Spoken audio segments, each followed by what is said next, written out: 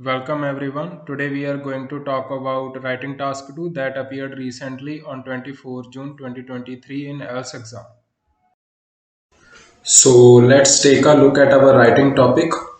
Some people think it is better for one legal system throughout the world. Others think that countries should have their own laws. Discuss both views and give your opinion. ਸੋ ਇੱਥੇ ਆਪਾਂ ਦੇਖ ਸਕਦੇ ਹਾਂ ਜੀ ਵੀ ਅੱਜ ਦਾ ਆਪਣਾ ਜਿਹੜਾ ਐਸੇ ਹੈਗਾ ਇਹ ਇੱਕ ਡਿਸਕਸ ਬੋਥ ਵਿਊ ਐਸੇ and discuss both view essays ਦੇ ਵਿੱਚ ਆਪਣੇ ਲਈ ਕੰਪਲਸਰੀ ਹੁੰਦਾ ਕਿ ਦੋਨੇ ਗਿਵਨ ਜਿਹੜੇ ਆਪਣੇ ਵਿਊਜ਼ ਹੁੰਦੇ ਆ ਓਪੀਨੀਅਨਸ ਹੁੰਦੇ ਆ ਉਹਨਾਂ ਦੇ ਬਾਰੇ ਆਪਾਂ ਲਿਖੀਏ ਐਂਡ ਇੱਕ ਬੀਪੀ ਦੇ ਵਿੱਚ ਆਪਾਂ ਨੂੰ ਪਹਿਲੇ ਵਿਊ ਦੀ ਗੱਲ ਕਰਨੀ ਪਊ ਐਂਡ ਬੀਪੀ ਦੂਸਰੇ ਦੇ ਵਿੱਚ ਆਪਾਂ ਨੂੰ ਦੂਸਰੇ ਵਿਊ ਦੀ ਗੱਲ ਕਰਨੀ ਪਊ ਤੇ ਦੋਨਾਂ ਦੇ ਵਿੱਚੋਂ ਇੱਕ ਸਾਈਡ ਆਪਾਂ ਨੂੰ ਆਪ ਵੀ ਚੂਜ਼ ਕਰਨੀ ਪੈਣੀ ਹੈਗੀ ਸੋ ਲੈਟਸ ਸੀ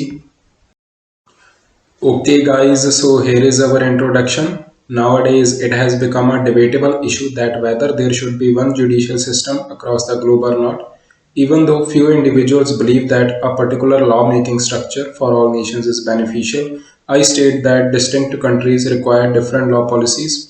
ਤੁਸੀਂ ਦੇਖ ਸਕਦੇ ਹੋ ਕਿ ਇੰਟਰੋ ਮੇਰੀ ਓਵਰਆਲ ਦੋ ਸੈਂਟੈਂਸਿਸ ਦੀ ਬਣੀ ਹੋਈ ਹੈ ਜੀ ਐਂਡ ਦੋ ਸੈਂਟੈਂਸਿਸ ਦੀ ਹੀ ਆਪਣੀ ਐਡਵਾਈਜ਼ੇਬਲ ਹੁੰਦੀ ਹੈ ਜੀ ਇੰਟਰੋ ਬਿਕੋਜ਼ ਇੰਟਰੋ ਨੂੰ ਤੁਸੀਂ ਜਿੰਨਾ ਕੰਪੈਕਟ ਐਂਡ ਇਫੈਕਟਿਵ ਰੱਖੋਗੇ ਉਨਾ ਜ਼ਿਆਦਾ ਵਧੀਆ ਮੈਂ ਹਮੇਸ਼ਾ ਹੀ ਪਹਿਲੇ ਸੈਂਟੈਂਸ ਦੇ ਵਿੱਚ ਟੌਪਿਕ ਦੇ ਬਾਰੇ ਦੱਸ ਦਿੰਦਾ ਹੁੰਦਾ ਜੀ ਕਿ ਕਿਹੜੇ ਟੌਪਿਕ ਦੇ ਉੱਪਰ ਸਾਡਾ ਐਸੇ ਹੋਣ ਵਾਲਾ ਹੈ ਐਂਡ ਦੂਸਰੀ ਸਟੇਟਮੈਂਟ ਮੇਰੀ ਆਂਸਰ ਸਟੇਟਮੈਂਟ ਹੁੰਦੀ ਹੈ ਜੀ ਹਮੇਸ਼ਾ ਹੀ ਜਿਸ ਵਿੱਚ ਮੈਂ ਐਗਜ਼ਾਮੀਨਰ ਨੂੰ ਦੱਸ ਦਿੰਦਾ ਹੁੰਦਾ ਕਿ ਆਹ ਮੈਂ PP1 ਦੇ ਵਿੱਚ ਲਿਖਣਾ ਐਂਡ ਆਹ ਚੀਜ਼ ਮੈਂ PP2 ਦੇ ਵਿੱਚ ਲਿਖਣੀ ਹੈ ਜਿੱਦਾਂ ਕਿ ਈਵਨ ਦੋ ਤੋਂ ਬਾਅਦ ਜਿਹੜਾ ਕੌਮਾ ਤੋਂ ਪਹਿਲਾ ਸੈਂਟੈਂਸ ਹੈ ਜੀ ਦੈਟ ਇਜ਼ ਅਬਾਊਟ ਕਿ ਫਾਇਦੇ ਜੋ ਕਿ ਇੱਕ ਸਿੰਗਲ ਲਾਅ ਮੇਕਿੰਗ ਸਟਰਕਚਰ ਦੇ ਹੋ ਸਕਦੇ ਨੇ ਸਾਰੇ ਨੇਸ਼ਨਸ ਵਾਸਤੇ ਐਂਡ ਕੌਮਾ ਤੋਂ ਬਾਅਦ ਵਾਲਾ ਉਹ ਹੈ ਜੀ ਆਪਣੇ ਡਿਸਟਿੰਕਟ ਕੰਟਰੀਜ਼ 'ਚ ਡਿਸਟਿੰਕਟ ਲਾਅ ਪੋਲਿਸੀਜ਼ ਹੋਣ ਦੀ ਨੈਸੈਸਿਟੀ ਸੋ ਇਸ ਤੋਂ ਪਤਾ ਲੱਗ ਜਾਂਦਾ ਹੈ ਕਿ BP1 ਹੋਏਗਾ one single law making structure ਦੇ ਸਪੋਰਟ ਦੇ ਵਿੱਚ ਐਂਡ BP2 ਹੋਏਗਾ ਡਿਫਰੈਂਟ ਲਾਅਸ ਫॉर ਡਿਫਰੈਂਟ ਕੰਟਰੀਜ਼ ਦੇ ਸਪੋਰਟ ਦੇ ਵਿੱਚ Okay guys, so it's time to take a look at our BP1. So our BP1 is here. On the one hand, there are various reasons to support a uniform judicial rule worldwide. Firstly, similar laws at global level will make sure that every individual is treated equally regardless of their culture, geographical location, race, etc., which would actually assist in reducing discrimination among the masses. ਆਪਣਾ idea pretty straight forward and simple ਹੈ ਜੀ ਆਪਾਂ ਕਿਹਾ ਕਿ ਜੇ ਸਾਰੇ ਲੋਕਾਂ ਦੇ ਉੱਪਰ ਸਿਮਿਲਰ ਲਾਅ ਅਪਲਾਈ ਹੋਏਗਾ ਚਾਹੇ ਜਿਹੜੀ ਵੀ ਲੋਕੇਸ਼ਨ 'ਤੇ ਨੇ ਜਿਹੜੇ ਕਲਚਰ ਦੇ ਨੇ ਰੇਸ 'ਤੇ ਨੇ ਤਾਂ ਇਹਦੇ ਨਾਲ ਡਿਸਕ੍ਰਿਮੀਨੇਸ਼ਨ ਬਹੁਤ ਹੱਦ ਤੱਕ ਰਿਡਿਊਸ ਹੋਊਗਾ ਤੇ ਇਕੁਐਲਿਟੀ ਵੀ ਸਪਰੈਡ ਹੋਊਗੀ Now next is our second idea. Differences in judicial laws of countries are used by criminals to avoid punishment as many offenders flee to other nations after committing crime and such loopholes can be eradicated by a single law system. For example, Vijay Mallya, a fraudster, used the distinct nature of human rights policy of London to avoid capture by Indian authorities. Now ਇਹਦੇ ਵਿੱਚ ਆਪਾਂ idea mention ਕੀਤਾ ਹੈ ਜੀ ਕਿ different Las ਕਰਕੇ ਜਿਹੜੇ criminals ਨੇ ਉਹ ਵੀ ਇਹਨਾਂ ਦੇ ਵਿਚਾਲੇ ਜਿਹੜੇ ਲੂਪ ਹੋਲਸ ਹੁੰਦੇ ਨੇ ਜਾਂ ਇਹਨਾਂ ਨੂੰ as a loop hole use ਕਰਕੇ ਅਵੋਇਡ ਕਰਦੇ ਨੇ ਕੈਚ ਹੋਣਾ ਜਿੱਦਾਂ ਕਿ ਵਿਜੇ ਮਾਲਿਆ ਆਪਾਂ ਸਾਰੇ ਜਾਣਦੇ ਹੀ ਹਾਂ ਕਿ ਉਹ ਲੰਡਨ ਜਾ ਕੇ ਬੈਠਾ ਹੋਇਆ ਹੈ ਕਿਉਂਕਿ ਲੰਡਨ ਦੀ ਜਿਹੜੀ ਹਿਊਮਨ ਰਾਈਟਸ ਪੋਲਿਸੀਜ਼ ਨੇ ਉਹ ਕਾਫੀ ਜ਼ਿਆਦਾ ਸਟ੍ਰਿਕਟ ਨੇ ਡਿਫਰੈਂਟ ਨੇ from Indian ones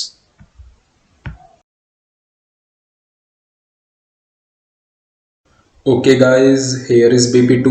On the other hand, varying legal systems are essential owing to many reasons. ਪਹਿਲਾਂ ਇੱਕ ਟੌਪਿਕ ਸਟੇਟਮੈਂਟ ਦਿੱਤੀ ਹੋਈ ਜੀ ਇਹ ਦੱਸਣ ਦੀ ਕਿ BP2 ਦੇ ਵਿੱਚ ਮੈਂ ਵੇਰੀਇੰਗ ਲੀਗਲ ਸਿਸਟਮ ਨੂੰ ਸਪੋਰਟ ਕਰਦਾ varying means differing legal system that means distinct legal systems So the prime one is all countries have their own culture and history which influence their lawmaking.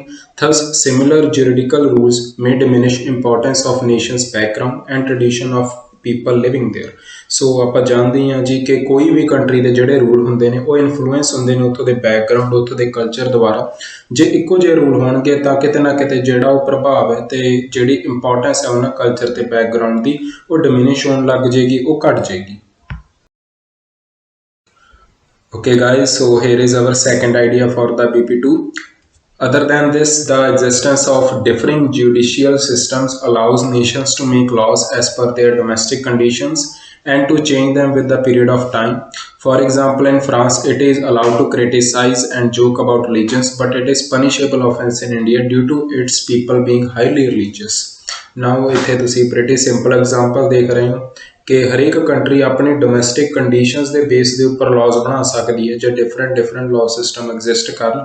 ਕਿਉਂਕਿ ਤੁਸੀਂ ਦੇਖ ਸਕਦੇ ਹੋ example ਦੇ ਹਿਸਾਬ ਨਾਲ ਕਿ ਫਰਾਂਸ ਦੇ ਵਿੱਚ ਅਲਾਉ ਕੀਤਾ ਜਾਂਦਾ ਹੈ ਕਿਸੇ ਵੀ ਧਰਮ ਨੂੰ ਕ੍ਰਿਟੀਸਾਈਜ਼ ਕਰਨਾ, ਉਹਦੇ ਬਾਰੇ ਜੋਕ ਕਰਨਾ। ਓਵਰਆਲ ਉੱਥੇ ਬਲਾਸਫੈਮੀ ਅਲਾਉਡ ਹੈ ਜੀ, ਤੁਸੀਂ ਵਰਡ ਯੂਜ਼ ਕਰ ਸਕਦੇ ਹੋ। ਬਟ ਜਿਹੜਾ ਇੰਡੀਆ ਹੈ ਜੀ, ਇੰਡੀਆ ਦੇ ਵਿੱਚ ਇਹ ਇੱਕ ਸਜ਼ਾ ਦਾ offense ਹੈ ਜੀ, ਇਹਦੇ ਲਈ ਸਾਨੂੰ ਸਜ਼ਾ ਦਿੱਤੀ ਜਾ ਸਕਦੀ ਹੈ ਕਿਉਂਕਿ ਇੰਡੀਆ ਦੇ ਲੋਕ ਬਹੁਤ ਹੱਦ ਤੱਕ ਰਿਲੀਜੀਅਸ ਨੇ।